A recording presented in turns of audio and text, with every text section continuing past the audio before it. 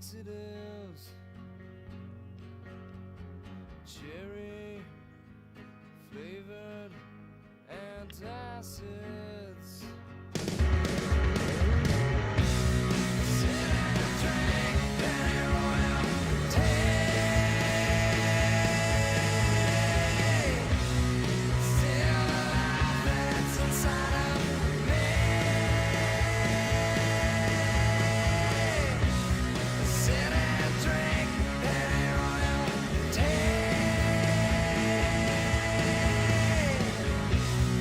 I'm a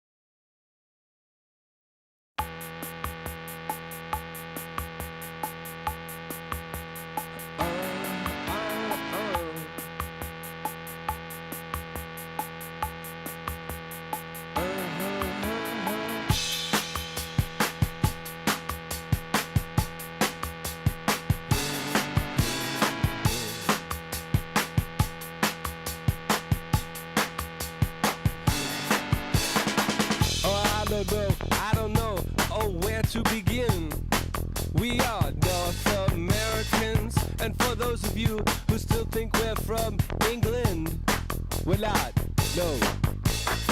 We've been on planes and on trains till we think we might die. Far from North America, where the buildings are old and you might have lots of mimes. I hate the feeling when you're looking at me that way, 'cause we're North Americans, but if we act all shy, it'll make it okay, it makes it go away. Oh, I don't know, oh, where to begin when we're North American, but in the end make the same mistakes all over again. Come on, North America!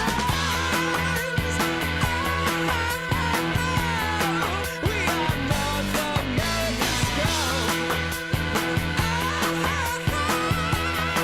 We're from North America.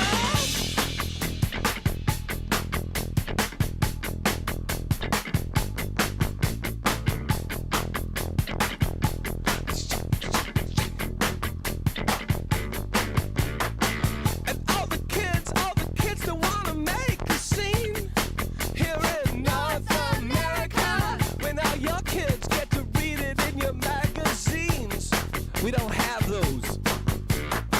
So where's the love? Where's the love? Where's the love? Where's the love? Where's the love tonight? But there's no love, man. There's no love, and the kids are uptight.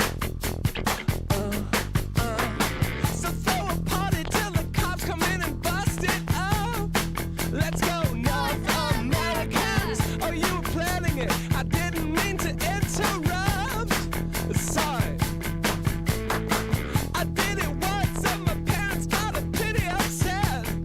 Freaked out in North America. But then I said the more I do it, the better it gets. That's right, North America. We are North American scum. We're from North America. We are North American scum. We are North American.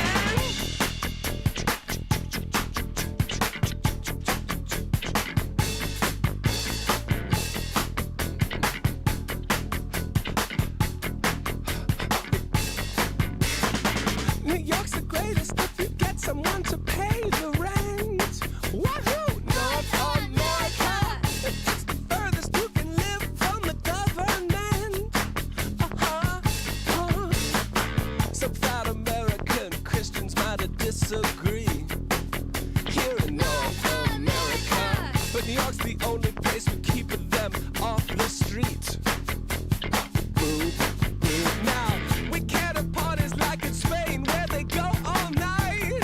Shut down in North America. Or like Berlin where they go another night. Alright! You see, I love this place that I've grown to know. Alright, North America. And yeah, I know you wouldn't touch us with a 10-foot pole. 'Cause we're North Americans. We are North American scum. We are North Americans. We are North American scum. We love North America. Take me back to Saints Man. North American scum. Well, we could be in every one of them right every buzz. North America.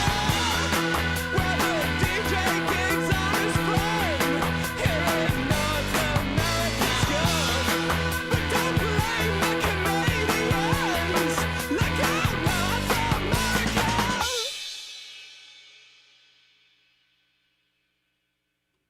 All right. Oh my god, I got fucking food on my face. Terrible.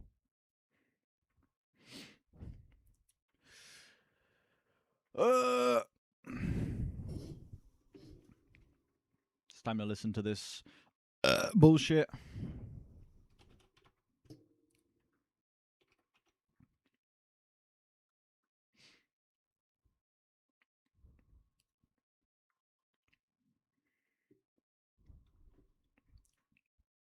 All right. I'm just going to hit record and get straight into this, dude. No need for any ramble. All right, ladies and gentlemen, we are listening to The Queen is Dead. Hang on a second, I need to burp. Redoing that intro. Okay. So I've still got food on my fucking face. All right, ladies and gentlemen, we are doing The Queen is Dead by the Smiths today, out of the ever-shrinking list of classics that I have yet to get to. You know, the Floyds, the Beatles, the Talking Heads, shit like that. This is one of the albums that people have been asking me to listen to the most, and this is one of the albums I have held off on listening to for the longest. Why? I don't know. I have no fucking idea why, to be honest. Yeah, this is an absolutely classic album that everyone loves. I've enjoyed basically everything I've heard from the Smiths up to this point. I like 2 tracks off of this album, Cemetery Gates and Big Mouth Strikes Again. This is such an easy album for me to say that I'm probably going to enjoy, that I'm probably going to get a lot out of. It's the Smiths, you know. This is a band that everyone loves, even though people don't like Morrissey particularly. But yeah, I rarely see people who really dislike the Smiths. I feel like everyone at least has 1 or 2 Smiths tracks that they enjoy. So I'm going into this album with pretty high expectations, pretty high hopes. This came out in 1986, 10 tracks, 37 minutes, absolute classic, okay? Absolute classic. Everyone absolutely adores this shit. Let me get this up on Album of the Year real quick.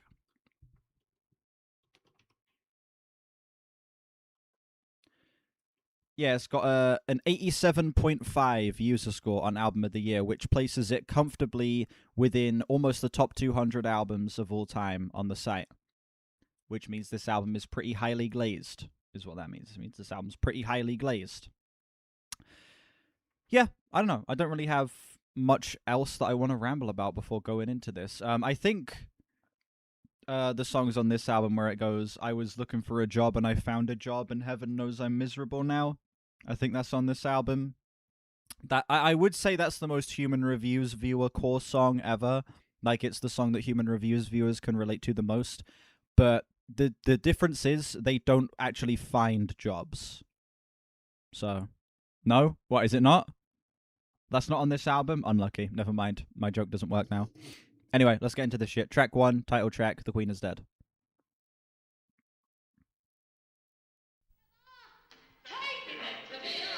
Also, chat, I've got ice cream.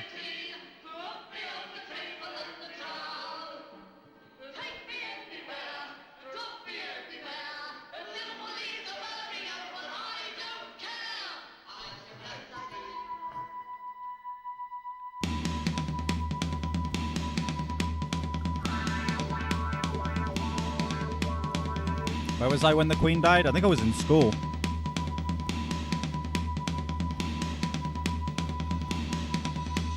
I think. I might be wrong.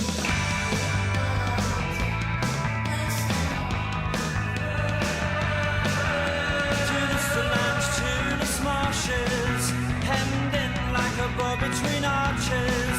Her very lowness with a head in a sling. I'm truly sorry, but it sounds like a wonderful thing. I say, Charles, don't you ever crave to appear on the front of the Daily Mail, dressed in your mother's bridal veil?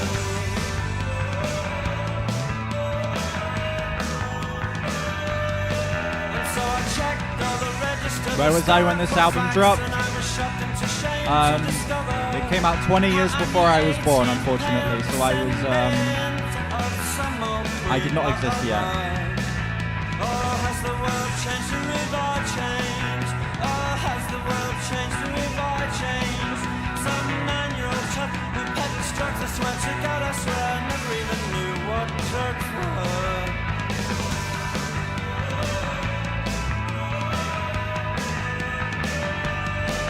So I broke into the palace with a sponge and a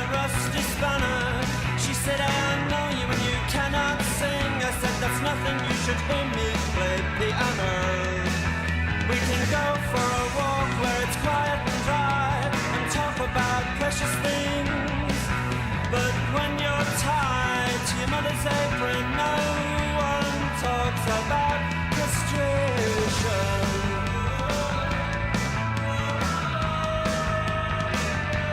Rip Andy Rock, brilliant bassist, rip indeed. Where it's quiet and dry and talk about precious things like love and law and poverty. We can go for a walk where it's quiet and dry and talk about precious things. But the rain that flattens my hair.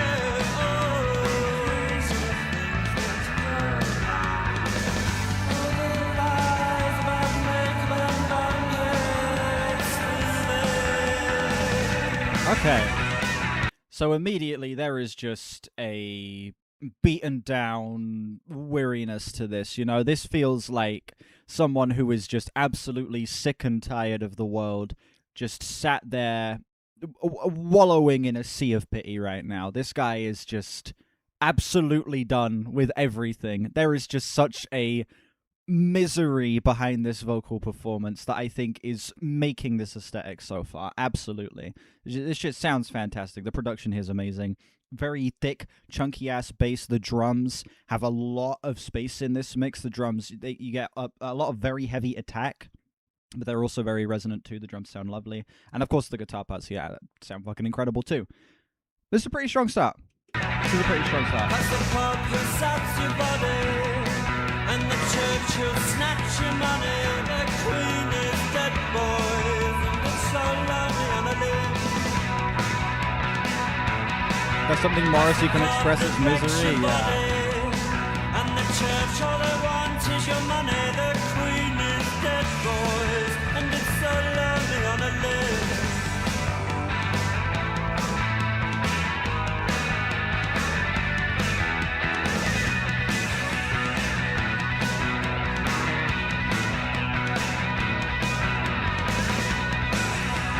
Life is very long when you're lonely.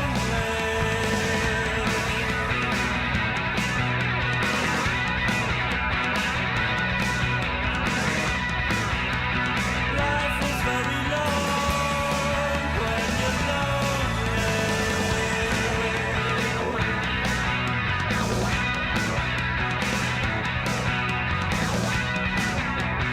Life is very long when you're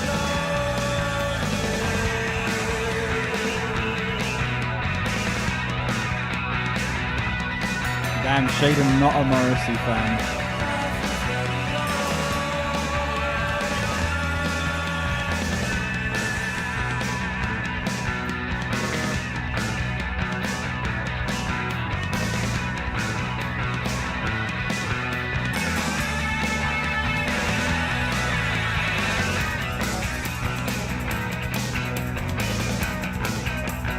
Oh shit.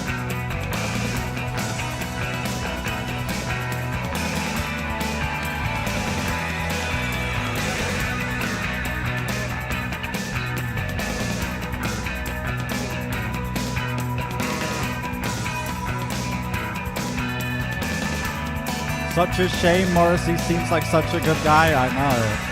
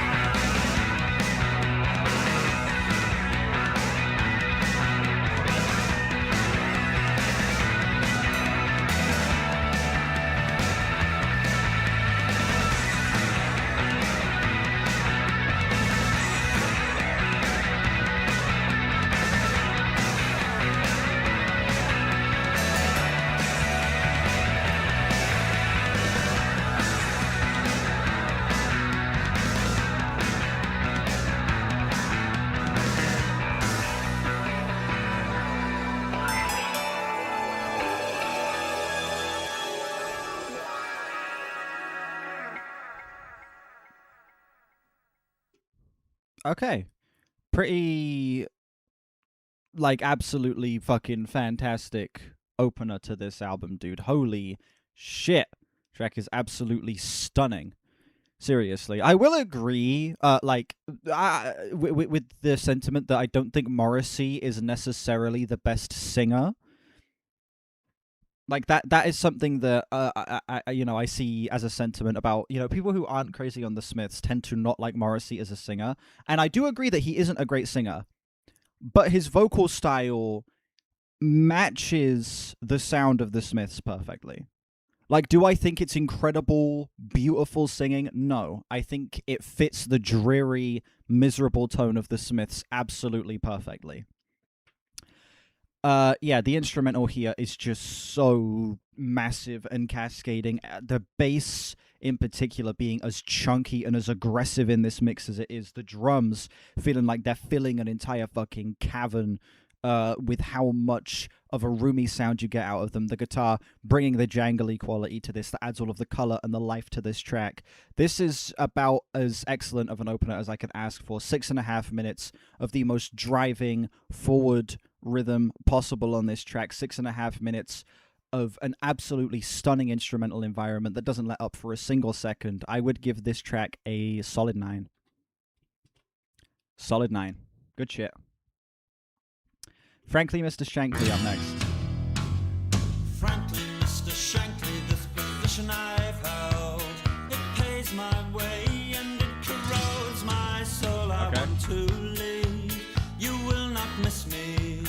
I want to go down in musical history. Frankly, Mr. Shankly, I'm a sickening wreck.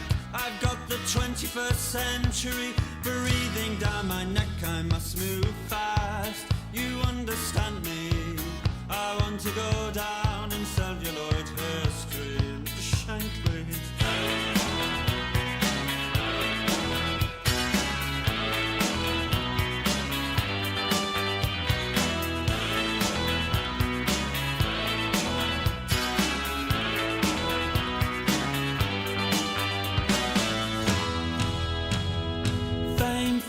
Fatal fame, it can play hideous tricks on the brain, but still I'd rather be famous than righteous or holy.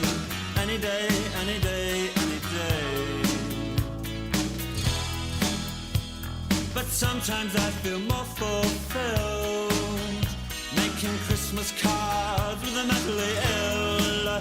I want to live and I want to love. I want to catch something that I might be ashamed of. Frankly, Mr. Shankly, this position I've held, it pays my way and it corrodes my soul. Oh, I didn't realize that you wrote poetry. I didn't realize you wrote such bloody awful poetry, Mr. Shankly. Frankly, Mr. Shankly, since you ask, you are a flatulent pain in the ass. I do not mean to be so rude, still I must speak frankly, Mr. Shankly. Oh, give us money. Okay. Interesting that they follow up a 6.5 minute track with a barely 2-minute track. Yeah, also a massive mood change between the songs as well. I was a little torn on the super bouncy instrumental at the start of this track. I think I don't know, the way this track opens is just a little too in your face, especially, again, it's so bouncy, it's so colorful, it's such a massive departure from what the previous track was presenting in every single regard. But as the track progressed, I think it did kind of find its footing, and the song did become, by about a third of the way in, incredible. I think that this bouncy instrumental paves way for something that is able to be very subtly dark. I think the Morrissey's vocals here arguably fit even better than they did on the last track, and the writing is so instantaneously captivating throughout this song that's kind of impossible for me not to get lost in the world that this track is building. Yeah, despite having a rough intro, I think that this song reaches heights that even go above the previous tracker points for me. This one's a high 8. Good shit. Good shit. This song really found its footing and then became fucking incredible. Chaz being cropped out. Wait, is it? Oh, true. My bad. Whoops, I had the thing down a little bit too low. Don't fucking call me Fred again or you're getting banned. Fred, bro. I know it's over. Oh, mother, I can feel the soil falling over my head.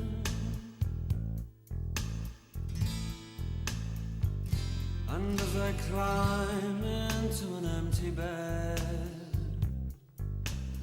oh well, enough said. I know it's over, still I cling. I don't know where else I can go.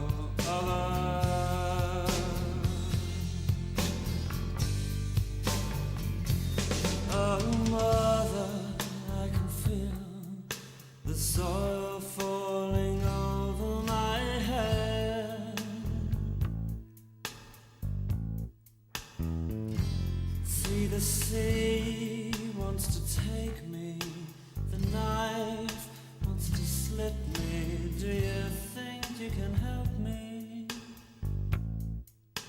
Sad veiled bride, please be happy.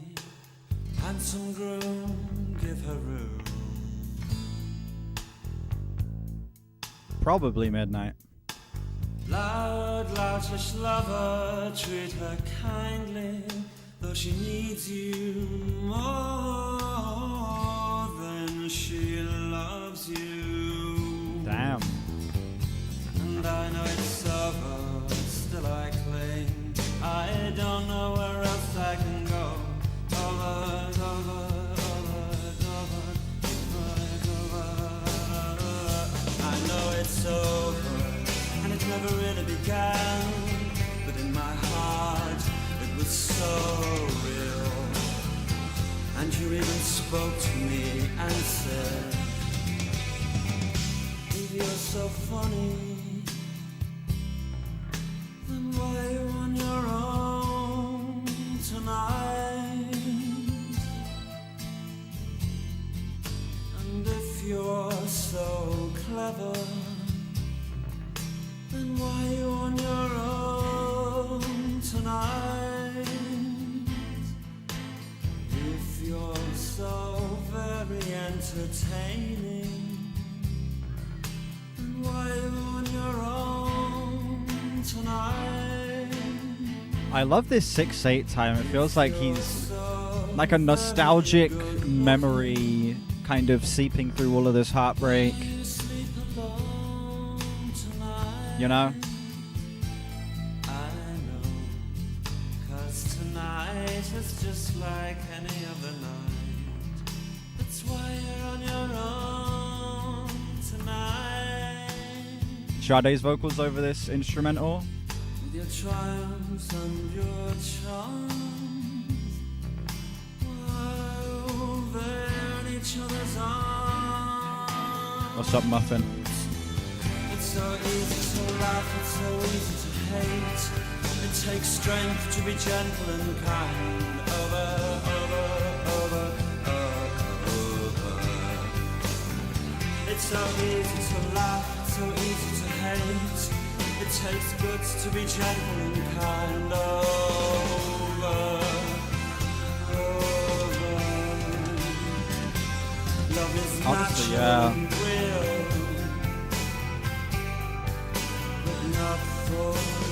No, this is my first Smiths album. This is my first Smiths album. Not tonight, my love. Love is natural and real,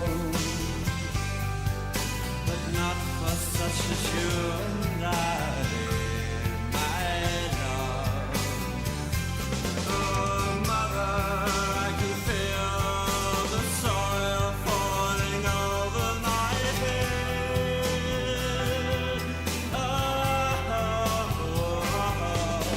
Mother, I can feel the soil falling over my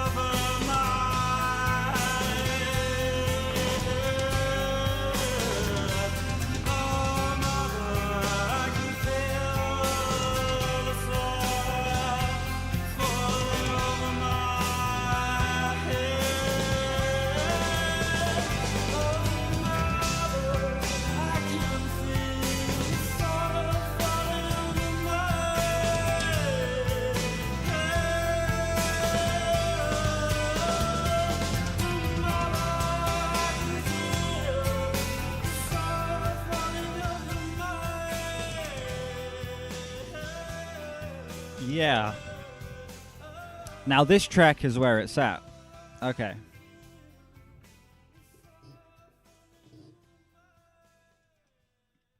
Yeah, this song's an easy 10. Yeah, this is the strongest track so far, and it's like not even close. Oh my god. This track pulls together the emotion, all of this heartbreak, this deep-rooted sorrow, gives this like nostalgic, rose-tinted feeling with the instrumental, and through the repetition of this "Mother, I Can Feel the Soil Falling Over My Head" idea throughout this track is able to actually immerse you into that just swamp of sadness, in that swamp of sorrow and regret and pain. This track is kind of everything I was expecting from this album, being done to absolute perfection. That was absolutely breathtaking. Like, from the first second to the final, I think that every single bit of minor instrumental progression, I think that every single line and the way Morrissey performs them just adds to this truly devastating atmosphere of this track, just adds to the brutal, nostalgic looking back and longing throughout this song. That was stunning. Absolutely stunning. That's all I could really ask for from this album right there. That is the shit, as they would say. Never Had No One Ever up next. When you walk without ease on these streets where you were raised, I had a really bad dream. It lasted 20 years, 7 months, and 27 days, and I never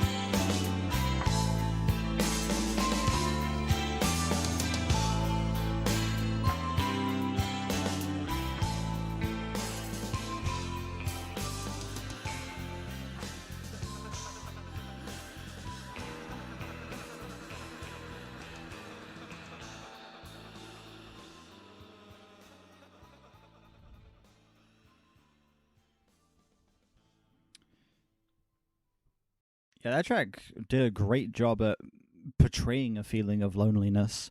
The song's about never having anyone, you know, constantly being in a state of being alone, and the space in this track feels like he's singing in a big empty hall. Feels like it's being performed in just a massive empty room with just one guy singing to himself in a state of sorrow, man. The atmosphere of this album is pretty fucking unmatched. Like, I can't believe how immersive these tracks are. Like, how immersive they are. They seriously just paint a picture and they explore that picture in so much depth with these instrumentals. They flesh out the worlds that these tracks create in such detail. And it's absolutely fucking beautiful. I think that the fact that this song is half instrumental as well, and it's just this propulsive loop, like repeating again and again and again, beating this idea into your head with these minor little bits of progression with the bass, the beautiful little keys in there as well. Just a truly beautiful back half to this song, to match the very dreary and dire first half. I'm feeling a high 9 on this one. Good shit. Cemetery Gates is one of the songs I've already heard.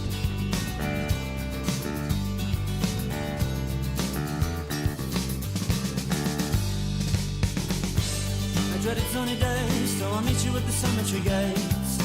Keats and Yeats are on your side. I dreaded sunny days, so I'll meet you at the cemetery gates. Keats and Yeats are on your side. Wild, wild is on mine. So we go inside and we gravely read the stones. All those people, all those lives, where are they now? Oh, with the loves and hates and passions just like mine. They were born and then they lived and then they died. Seems so unfair, I want to cry. You say a thrice undone salutation to that line feels like the most accurate fucking descriptor for this whole album. Seems so unfair, I want to cry. That is just the mood of this entire fucking album packed into one single line there. And you claim these words, it's just this guy whining about shit. It's also the best shit ever. I've read well and I've heard them said 100 times, maybe less, maybe more. If you must write pros and poems, the words you use should be your own. Don't plagiarize or take on loan. But there's no How the fuck did he say plagiarize? you should be your own. This is title. Don't plagiarize or Plagiarize. I have never once heard anyone pronounce that word that way. Plagiarize. Huh. take on loan. But there's always someone somewhere with a big nose. He says it wrong on purpose, I'm sure. You up and laughs when you fall. He'll trip you up. It's another genius decision from Morrissey here.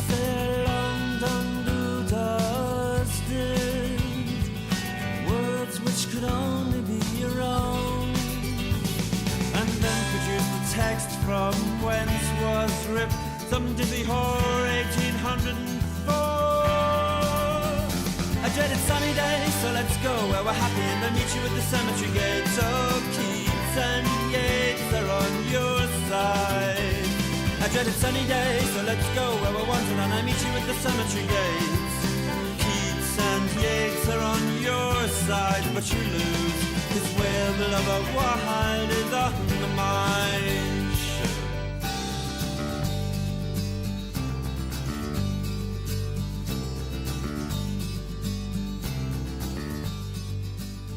Why is bro rapping?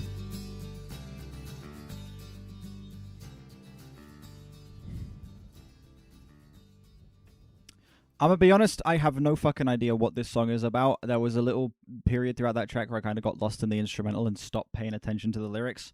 So we're gonna get Genius up, and we're gonna figure out what this song is about.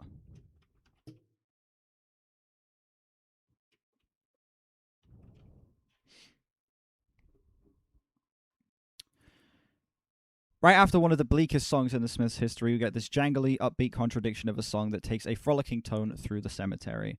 This song recounts a few of Morrissey's memories of visiting the enormous Southern Cemetery in Manchester with one of his best friends, Linda Sterling. Morrissey stated in a video regarding his youth that these long walks providing the mental outlook he so desired to escape everything and find inspiration. Okay, so it's a very cheery, upbeat song about being surrounded by the dead. It's that's his, safe place to go where, he feels at peace, where he finds his ability to be creative and I guess find his inner artistic voice, which that's the most like Smiths thing ever, finding yourself in a fucking cemetery, Yeah, that feels like almost parody. Like that makes so much sense, Cemeteries can be pretty relaxing. They can. Yeah, I don't know. This song's like a little more straightforward than the others. It's probably my least favorite of the bunch so far, but not by a large margin. It's still a solid 8 for me. I think this track is a nice way of adding a little bit more color, bit more vibrancy and saturation into the album, while still being able to have some of the darker lyricism mixed in there, and a great Morrissey vocal performance here with some of the most memorable melodic elements we've gotten on the album up to this point. Still, good shit. Least favorite of the bunch so far, but still, pretty great. Big Mouth Strikes Again, the other song I've already heard.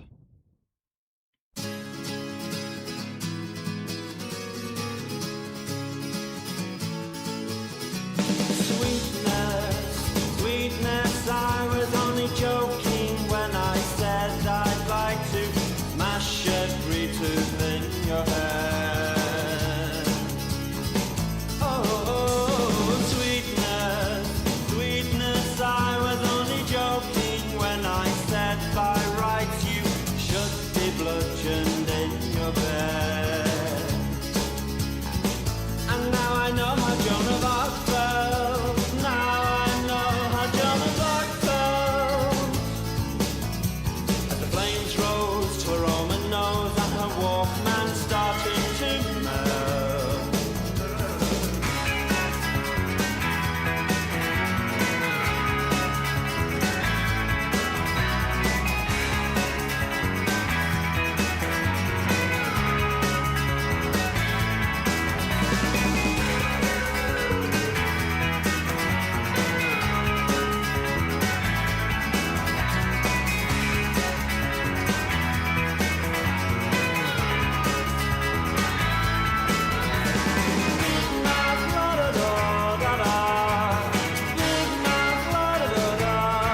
Big mouth strikes again, and I've got no right to take my place to the human race.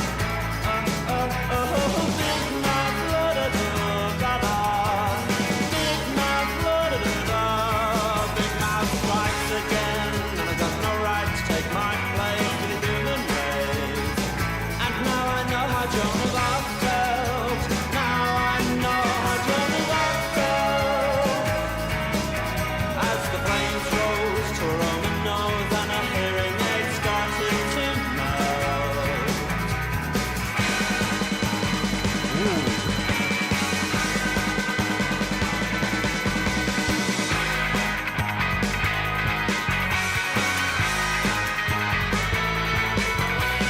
Big mouth, la-da-da-da-da. Big mouth, la-da-da-da. Big Mouth, like the best show on Netflix? Exactly. No right to take my place with the human race. Big mouth, big mouth, la-da-da-da. Big mouth strikes again, and I've got no right to take my place with the What do you mean by that, Brandon? You trying to say I got a big mouth? I actually do. Like, physically speaking, I do have a big mouth. Big mouth strikes again, and I've got no right to take my place with the human race. Big mouth, la-da-da-da-da. Big mouth, la-da-da-da. Big mouth strikes again. Damn.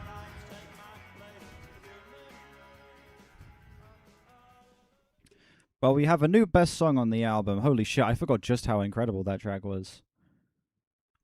Yeah, that's like one of the greatest choruses of the 80s, man, being added onto a track that has a little bit more of like an anger beneath the writing here. It feels like we've gone beyond just sorrow and longing, and now we've gotten a hint of actual anger and resentment towards something here.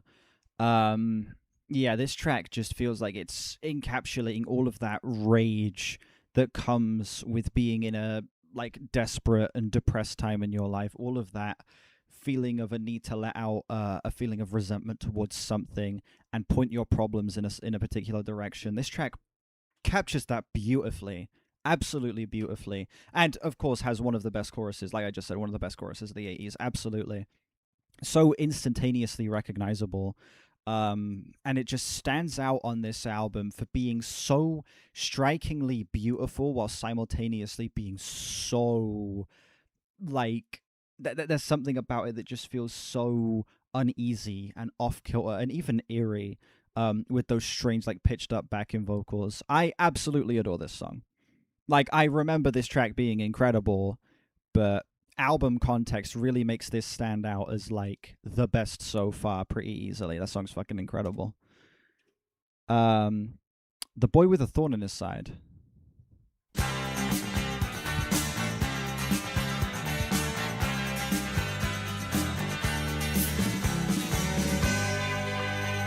The boy with a thorn in his side, behind the hatred there lies a murderous desire for love. How can they look into my eyes and still they don't believe me? How can they hear me say those words, still they don't believe me? And if they don't believe me now, will they ever believe me? And if they don't believe me now, will they ever believe me? Oh, oh, oh, oh.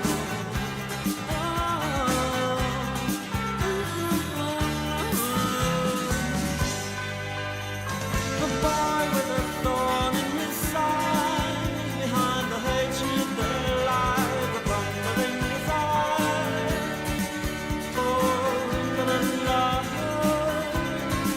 How can they see the Yeah, I'm definitely gonna do more Smiths in the future. Absolutely. they don't believe us? And after all this time, they don't want to believe us.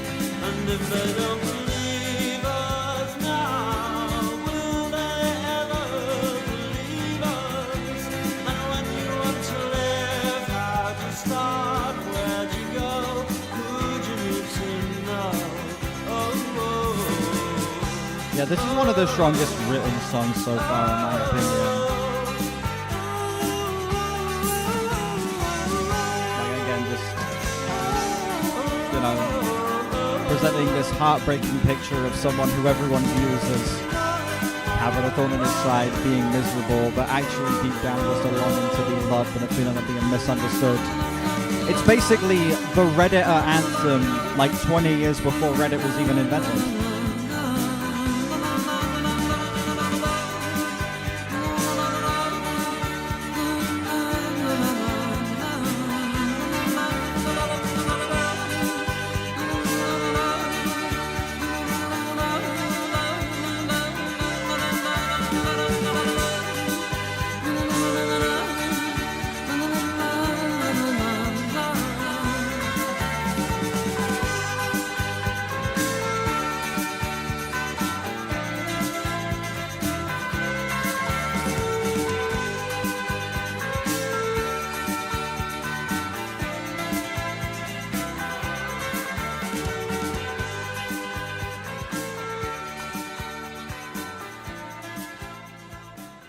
Maybe, I don't know, maybe.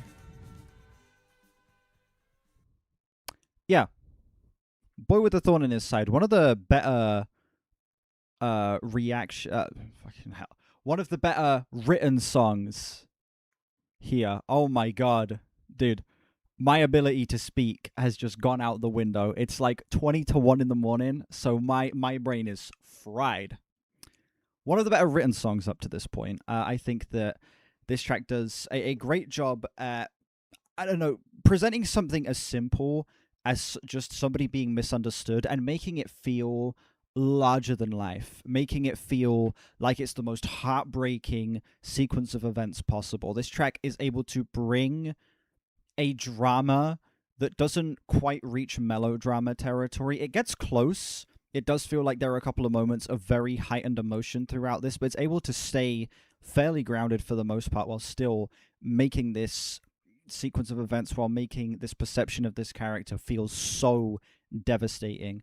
Not my favorite instrumental so far. I feel like the instrumental does feel a little formulaic at this point. We've had so many great, spacious, and lush atmospheres being built by the album up to this point, and I feel like instrumentally this track does feel a little basic by comparison, but when the lyrics are as good as they are and Morrissey is kicking as much ass as he is on this song, I can't complain too much. This one's like a high 8, just below a 9 for me. Good shit. Vicar in a Tutu up next. I was minding my business, lifting some lead off the roof of the Holy Name Church. It was worthwhile living a laughable life, setting my Getting a train beat song? Okay. eyes on the blistering sides of the Tutu. It's not strange, he just wants to live his life this way. A sketchy bit of a thing with a decorative ring wouldn't cover the head of a goose. As Rose collects the money in the canister, who comes sliding down the banister? The girl in a tutu is not strange, he just wants to live his life this way. The monkish Monsignor with a head full of plaster said, "My man, get your vibe so brightly." As Rose counts the money in the canister, as natural as rain, he dances again. My God, the vicar in a tutu. Oh yeah, yeah. Oh yeah, yeah, yeah, yeah, yeah. Music to listen to while playing Stardew Valley? Exactly.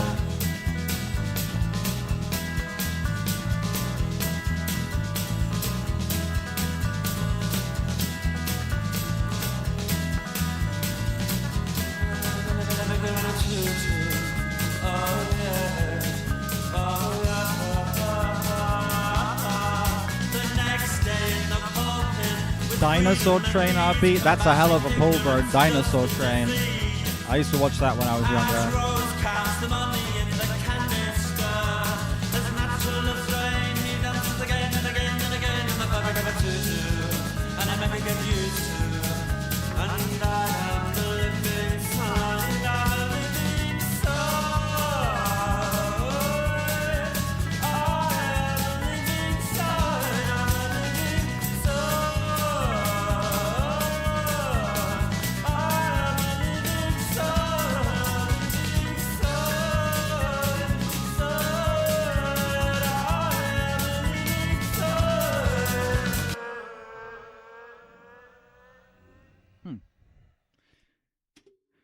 Yeah, this song has some of the most fun wordplay on the entire album. Like, there's multiple standout lines on this track. Even if I don't think the writing on the whole is quite as kinetic as it's been on other tracks, even if I don't think it's quite as engaging as other tracks, there are a handful of, like, real standout lines on this song that I thought were, honestly, pretty incredible.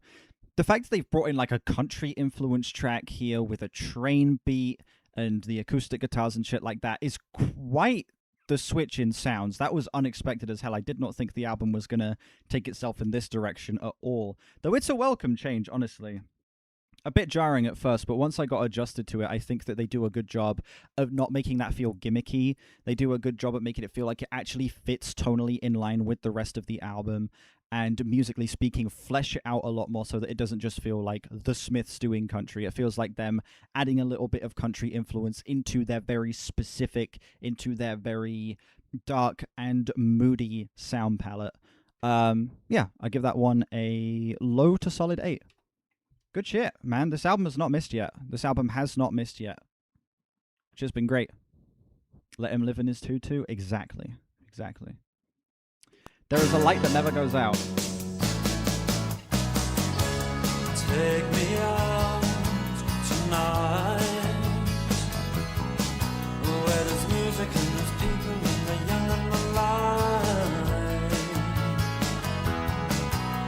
Driving in your car, I never want to go home because I haven't got one. Is this the double-decker bus song? Anymore.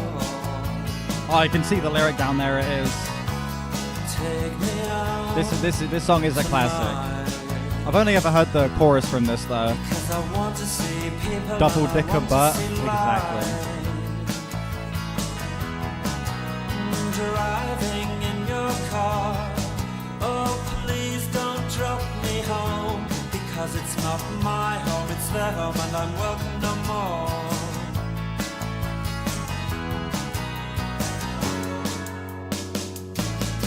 And if a double-decker bus crashes into us, to die by your side is such a heavenly way to die.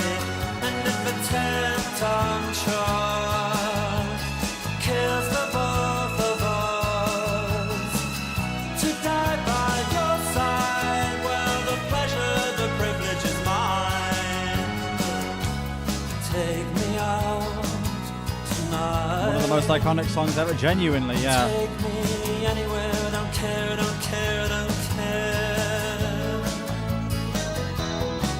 Like I've never heard this song in full in my life. I've never heard this track front to back, but I know that chorus like the back of my hand. It's so catchy. The lyrics are so striking. Like thinking about it with a more like modern context, the lyrics could maybe be read as a bit corny, but thinking about it in context of when this came out and what it says in terms of the rest of the album, like it's such like an irreplicable moment. Like in terms of just like music of this style in general, like it's absolutely iconic shit. Like again, I've never heard this song in full in my life. I've only ever heard the chorus a handful of times, and I know it like the back of my hand because it's just that striking, you know? The past, I thought, oh God, my chance has come at last. But then a strange fear gripped me and I just couldn't ask. Take me out tonight. Oh, take me anywhere, don't care, don't care, don't care. Driving in your car, I never want to go home because I haven't got one all along. Oh, I haven't got one.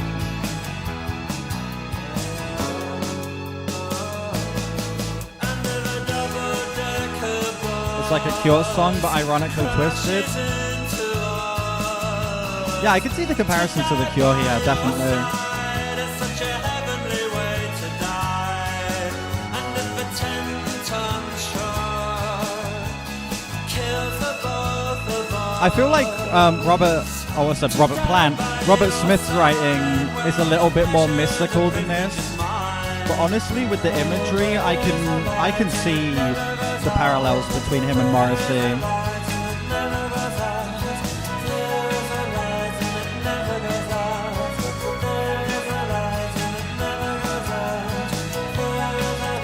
Yeah, I will say, I don't think this is like the greatest album of the 80s or anything like that so far.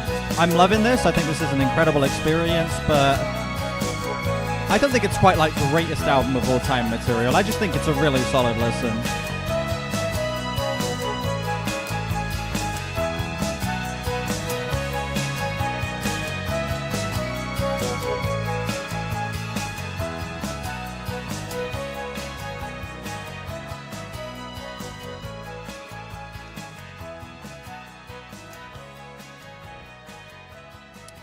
Yeah, I'm going to listen to more Smith stuff. We'll see how I feel about this compared to the rest of their discography, definitely.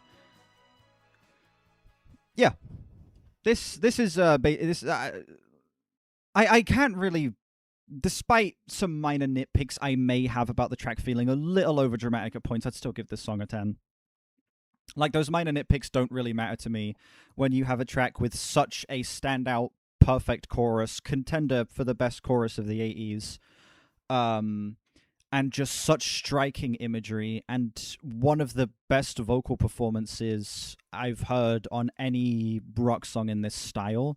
I think that legitimately Morrissey provides one of the most iconic melodies, vocal inflections, and some of the most powerful lyrics you can get on any song here. I think that this is like probably not my favorite song on the album. I'd probably still give that to Big Mouth, but this track is like giving it a run for its money with how much it feels. That's a perfect way of describing it here.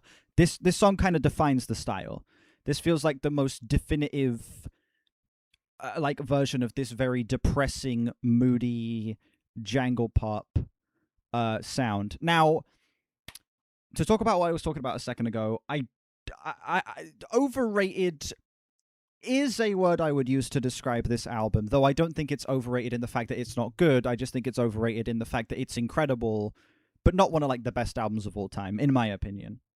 Like we were talking about The Cure a minute ago, I would take The Cure over this. I think that Robert Smith is a little bit more interesting of a writer in the way he is a little bit more like mystical in the way he describes things. I think that The Cure's sound palette is a little bit more varied, and also the production on the Cure albums that I've heard have just been fucking out of this world. But still, this album is incredible so far. Album ain't over, Chief. Next song will change my opinion. Yeah. Why are you listening to a racist? Listen, this reaction does not exist to defend Morrissey, okay? Morrissey is an asshat, okay? Morrissey, knobhead. We do not like Morrissey at all. But he knows how to write some good songs. You know? He knows how to write some good songs. Love Morrissey, hate his music. Yeah. Bro's got the most backward opinion ever. All right. Anyway, final song, Some Girls Are Bigger Than Others.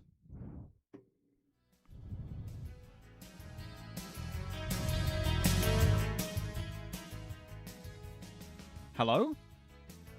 Song?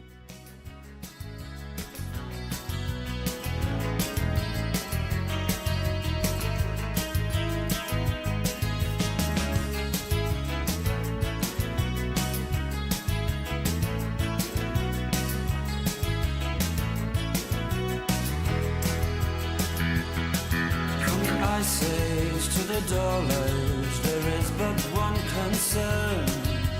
I have just discovered. This album doesn't fortunately sound very lovely. Yeah, this shit is incredible.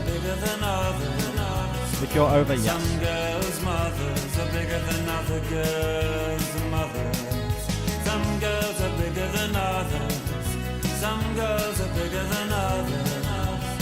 Some girls' mothers are bigger than other girls' mothers.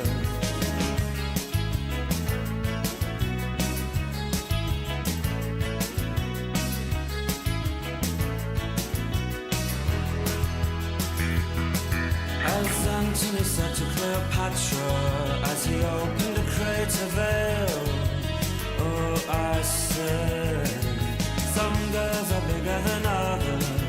Some girls are bigger than others. Some girls' mothers are bigger than other girls' mothers. Some girls are bigger than others. Some girls are bigger than others. Some girls' mothers are bigger. Listen, chat, there might not be anyone else that can hear this, and you guys might call me crazy. This track is Livin' La Vida Loca if it was made by someone who was depressed and on the verge of killing themselves.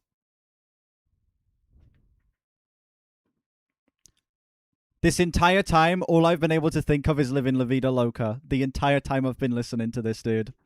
This entire fucking song. It's all that's been in my head.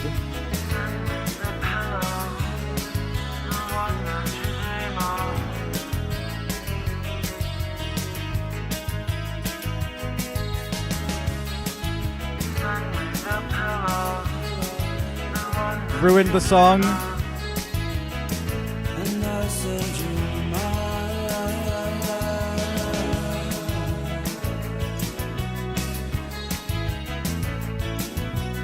I get you. I get you. True. True.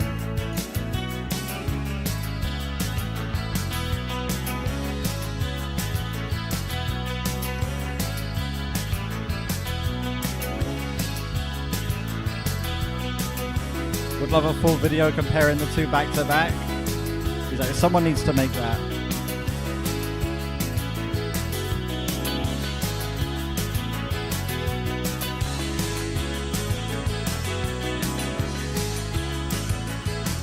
You say it's your favorite album of the 80s and one of your favorites of all time. How damn.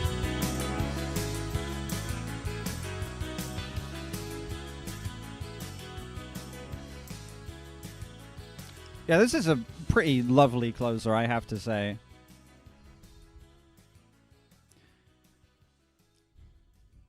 While I don't feel like it's the most definitive final statement, while I feel like the album maybe could have ended on a more conclusive note, I do have to say I would give this track like a low 9 and say it's one of the most beautiful instrumentals we've gotten on this entire project, easily. I think that these guitars just kind of like ring out, especially with that incredible riff, in a way that just gives this track such a sense of color, but with like such a massive bed of sorrow lying underneath it. Man, that instrumental is just, it speaks with so much power, dude.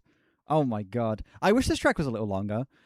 Honestly, I feel like another minute would have really done this song wonders to flesh it out and maybe make it feel a little more conclusive. Because it does feel like the track just sort of trails off at the end, and not just because of the fade out, but it feels like it just kind of trails off instead of coming to an actual definitive moment of conclusion.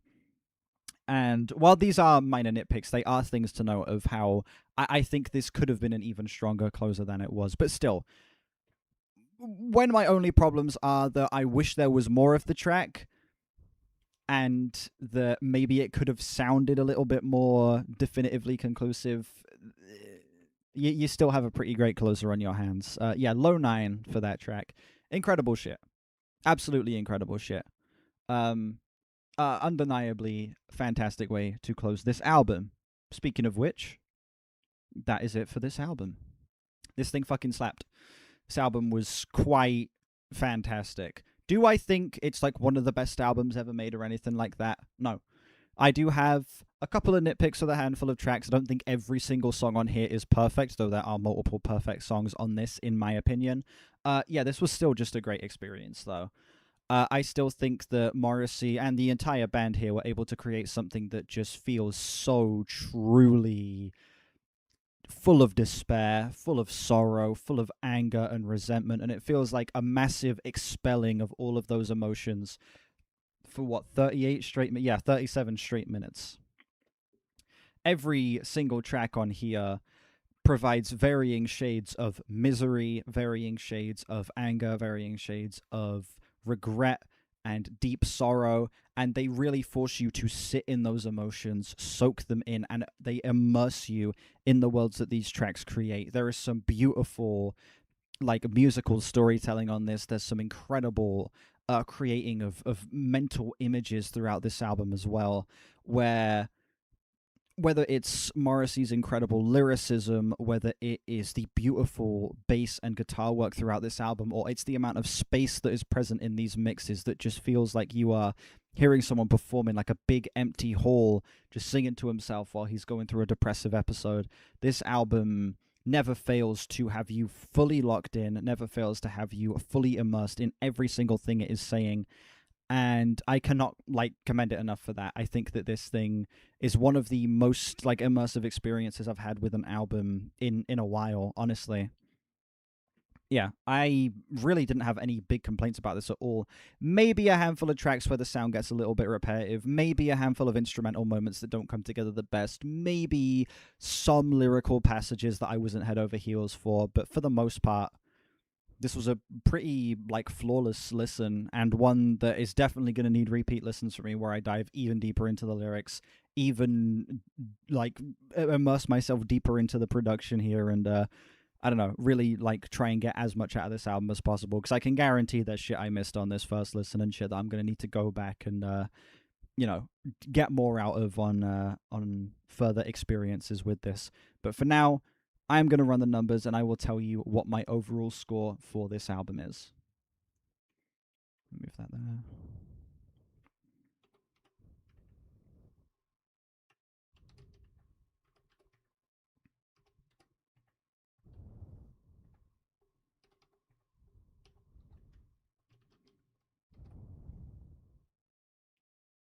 That sounds about right.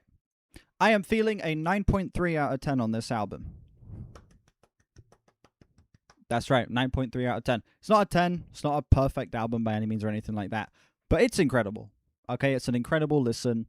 It's a low 9 for me. I think that this thing is just such an instantaneously immersive, mesmerizing album, and one that I know I'm going to get more out of on further listens. So yeah, good shit. Incredible shit. Fantastic album. Glad I finally got to this, and yeah, I look forward to diving further into the Smiths catalog as well. Redemption arc reversed. True. Straight Out of Swindon clears this. Also true. Right, I'm going to do the outro, then we're going to write the album of the year review. Thank you all so much for watching this video. Let me know what you think of this album down below it, how it compares to other Smiths albums for you. Yeah, let me know if you'd like to see me cover the rest of their albums as well. Like and sub if you haven't. We are on our way to 5K. Links in the description to my Discord, my album of the year, my Twitter, my other channels, and my Instagram that I've started using again. Check those out if you haven't. And yeah, I will see you all whenever I next stream or upload. Bye-bye.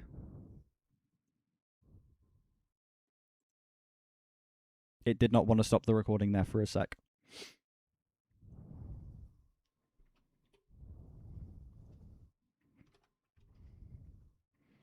Listen to his autobiography. I'm good. I'm honestly so good not listening to that.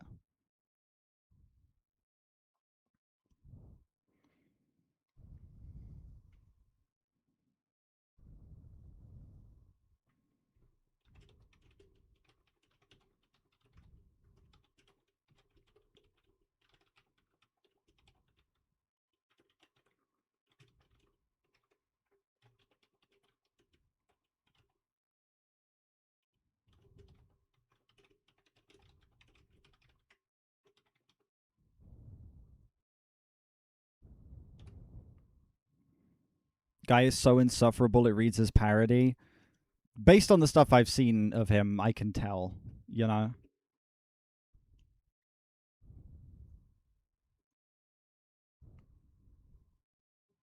Peak review. Exactly, it's true. It's true. Because I want to explain why the album is considered indie pop. I don't know. Genres, when it comes to like indie rock, indie pop, it doesn't matter. It's just a label assigned to something to categorize it. It really doesn't matter.